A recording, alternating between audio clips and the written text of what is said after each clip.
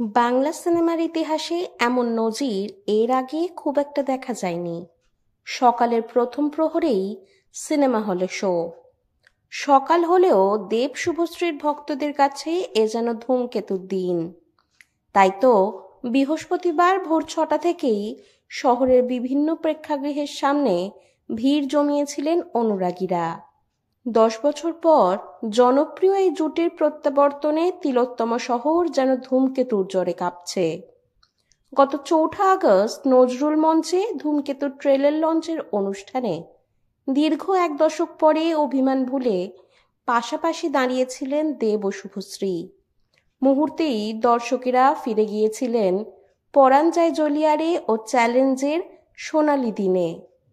সেই নস্টালজিয়াকে আরো উস্কে দিতে মুক্তির আগে বুধবার নৈহাটির বড়মার মন্দিরে পা রেখেছিলেন মেগাস্টার দেব ও লেডি সুপারস্টার শুভশ্রী।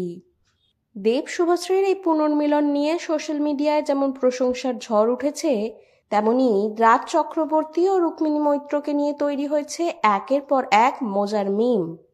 তবে রাজ ও রুক্মিণী এসব নিয়ে বিশেষ গুরুত্ব দেননি, বরং ধূমকেতু মুক্তির দিনেই ফেসবুকে উচ্ছ্বাস প্রকাশ করে রাজ লিখেছেন, এত বছরের প্রতীক্ষা শেষ, ধূমকেতু উদযাপন শুরু, প্রত্যেক হলে হলে উন্মাদনা চোখে পড়ার মতো।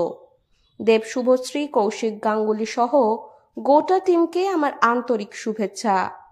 কেউ বড় পর্দায় ধূমকেতু মিস করবেন না যেন। রাজের এই পোস্ট প্রকাশ্যে আসতেই নেটিজেনরা শুভশ্রীর স্বামীকে প্রশংসায় ভরিয়ে দেন। কেউ লিখেছেন, আপনি একজন ভালো স্বামী।